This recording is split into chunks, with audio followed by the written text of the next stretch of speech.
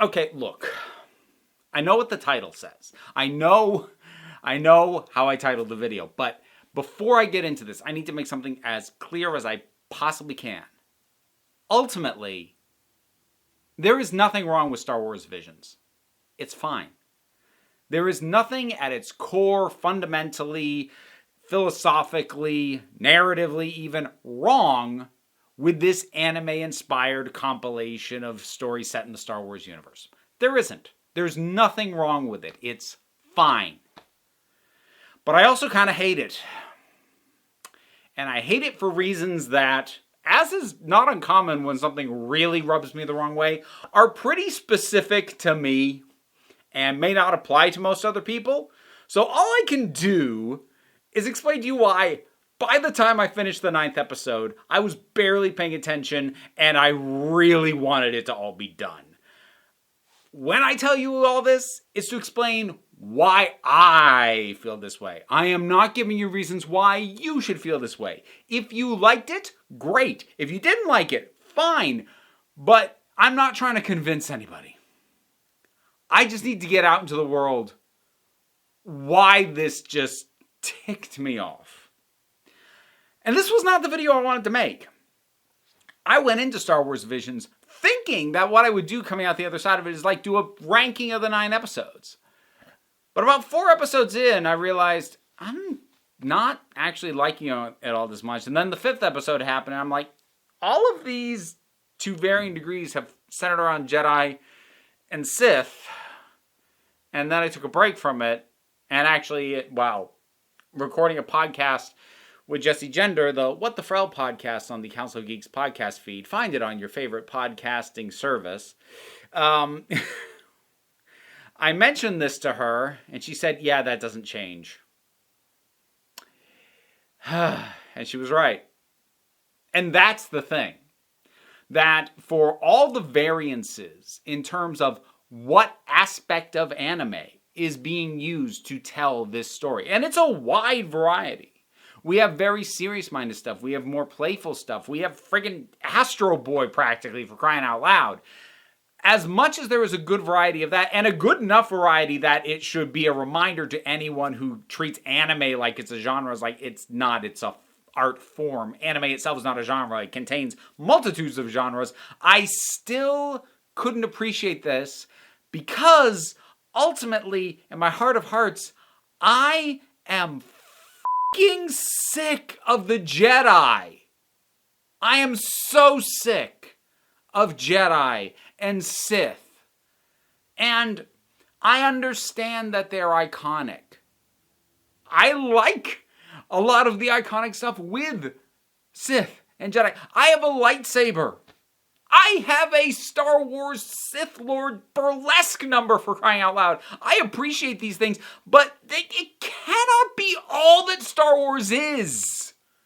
But it feels like that it is sometimes, and it really felt like it here. Because the idea of an animated compilation that were these short self-contained things, which meant in my mind that, oh, these could be anything. And yet, every single one was a Jedi story, or a Sith story, or both. In the entire galaxy this takes place in. Even during periods where there aren't supposed to be more than 2 of either of these groups. Everything focuses and centers around the Jedi and the Sith. Like they are the only things that are important in this entire freaking universe of stories. Let me put it to you like this.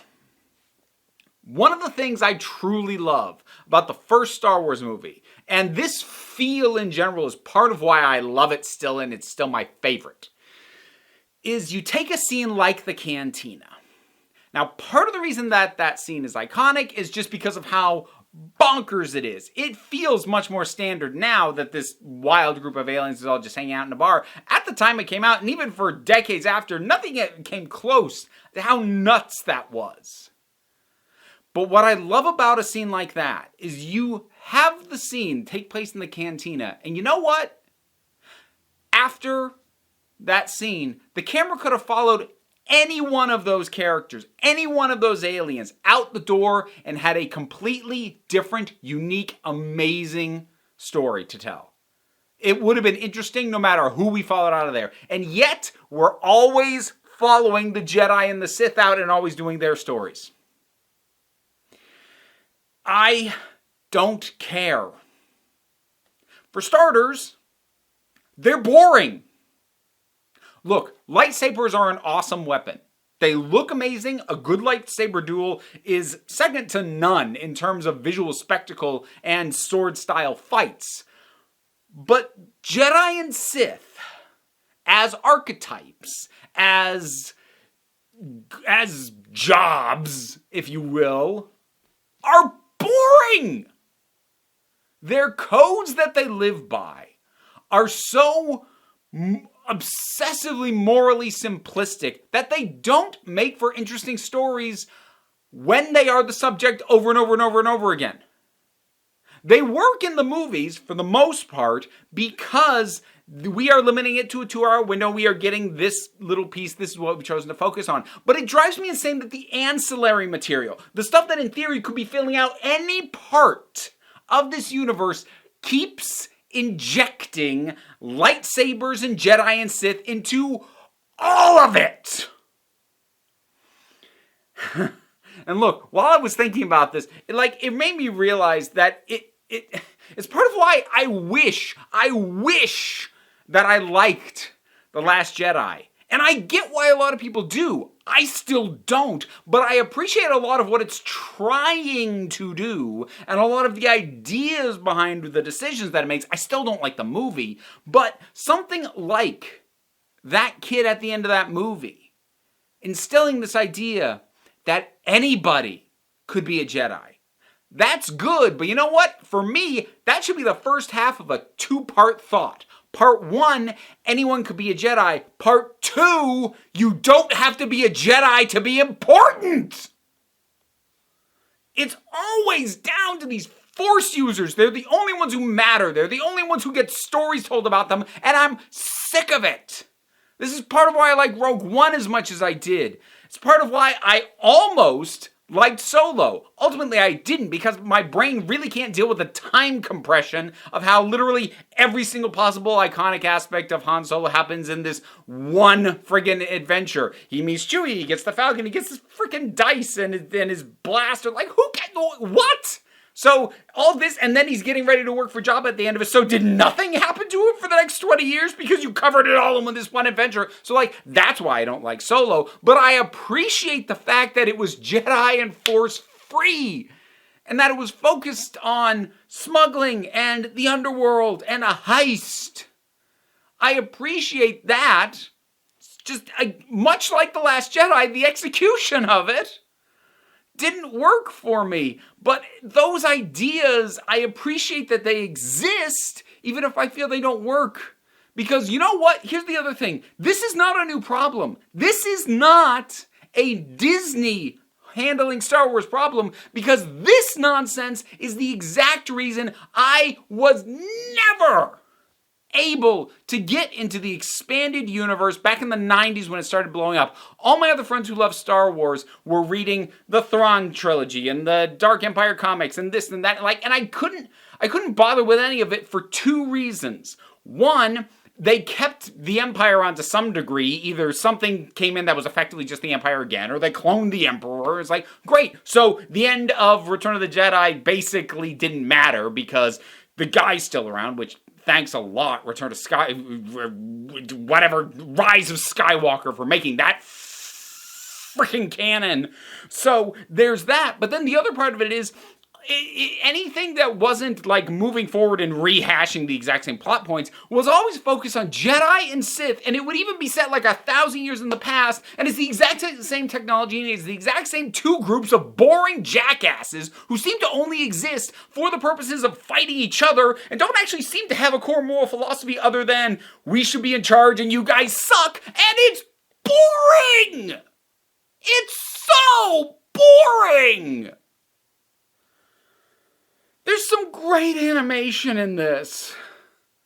There's some terrible characterization and voice work, but whatever. Apparently, if you're into anime, you're supposed to forgive that. And this is why I don't get into anime more than I currently am. Of the 9, there were 3 that I kind of liked. And I did something that I almost never do. I looked at the IMDb ratings on them. And part of the reason I almost never do that, especially before shooting a review, is I don't really want to know what people thought of things before I put my own thoughts out there. And the other thing is, IMDb has been a site of review bombing for a long time. Maybe it's happening this didn't look like it had been review bombed, either positively or negatively. So maybe they've moved off of IMDb and are just settling to do it on Metacritic and Rotten Tomatoes now. But it used to get review bombed a lot. It doesn't seem to as much now. So looking at the ratings for the individual episodes, of the ones that I kind of liked, 2 of them were the most highly rated, and 1 of them was the lowest rated. I'll explain that in a second. I liked the first one. I liked the duel. I didn't love it, but I did like it. Now, part of that was the pattern hadn't yet sunk in. I didn't realize yet that I was going to get nothing but Jedi and Sith. And so, for the first time, I'm just like, cool, that's what this one was. What's the next one going to be? And it was a perfectly good Ronin story with Sith, honestly, injected into it. I mostly liked The Ninth Jedi. It wasn't amazing, and actually I was kind of bored through most of it, because by this point I'd noticed the pattern by the time I saw that one. However, the twist in that one was really good, really clever, and really smartly executed. I'm not going to say what it was, but if you've seen that one, you know the twist I'm talking about. That was a really good twist. And then, of course, after the twist happened, it's, Jedi versus Sith again, and I cared less. But, that twist was so good, it did buoy my opinion of that episode. But you know what one I like the best, which is the lowest rated one out of the whole lot? It's Tatooine Rhapsody. You know why? It basically has nothing to do with the Jedi. Technically, there's a Jedi in it, because for some goddamn reason, we have to establish the lead character is or was a Jedi at some point, even though it has no bearing on anything, which makes me think that it was a mandate that Jedi be in all of this. I didn't look into the production of this, but I cannot imagine that 9 individual directors and creative teams went, let's all do Jedi or Sith stories. I have to imagine that this was a directive, and I'll come back to that. But I liked that one because it felt different. It was fresh. It was doing a completely different aspect of Star Wars. And that is what I want more of. In my mind, the Rebels versus the Empire, and also the Sith versus the Jedi, is the domain of the films. And it's fine there, and works there, usually. It works best there at any rate. But all this other stuff, all this ancillary stuff, this is the chance to fill out the world, to do something else. And they never do it. And coming back to that mandate that I'm presuming was there from whoever came up with this frickin' idea. They went in saying, we'll do a series of animated shorts in various styles. They clearly wanted creativity, but still insisted on having the Jedi be in everything. The Jedi are not the only iconic part of this franchise. The aliens are iconic. The droids are iconic. X-Wings are iconic. Space dogfights. Hell, you know what? When I was a little kid, when I would quote-unquote play Star Wars, I wasn't waving something around pretending to be a Jedi. I was imagining that I was in the gunner seat of the Millennium Falcon shooting down TIE fighters. This could have been anything. This could have been aerial dogfighting. This could have been a heist. This could have been a story of one lone battle droid whose entire battalion was wiped out and it doesn't have orders and it doesn't know what to do with itself, having an existential crisis. It could have been anything, but it was the goddamn Jedi every time, and I'm so sick of it. And I know it's extra frustrating coming from me because some of the Star Wars that I've taken in that doesn't revolve around the Jedi or tries to inject something other than the importance of the Jedi has often not worked for me, but I chalk that up to execution. I gave up on the Bad Batch. I didn't like it. I didn't really like Solo. I did like Rogue One. I didn't like Last Jedi. So maybe I'm just freaking unpleasable. Maybe I need to go back to treating Star Wars how I treated Star Wars back when I was a fan really growing up, which is I love these movies and freaking leave it at that. Because given the fact that the episode of this thing that I like the best was the lowest rated out of the entire 9 episodes, to me says that what I'm sick of is not what anyone else is sick of. And what I want to see different is not what anyone else wants to see. So maybe how I relate to this franchise and what I want to see from this universe just is completely disconnected from the entire rest of the fandom. And that's not to say the fandom is right in my mind, but you know what? From a business perspective, you service the people who are actually going to enjoy the stuff. And it's probably not worth Disney's bother to cater to me, because I'm clearly hard to please anyway, and I'm definitely in the minority.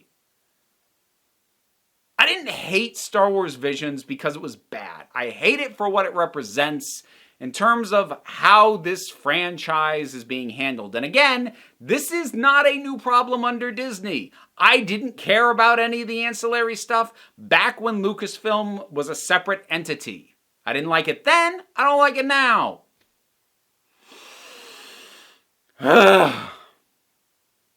Star Wars Visions, what did you think about it?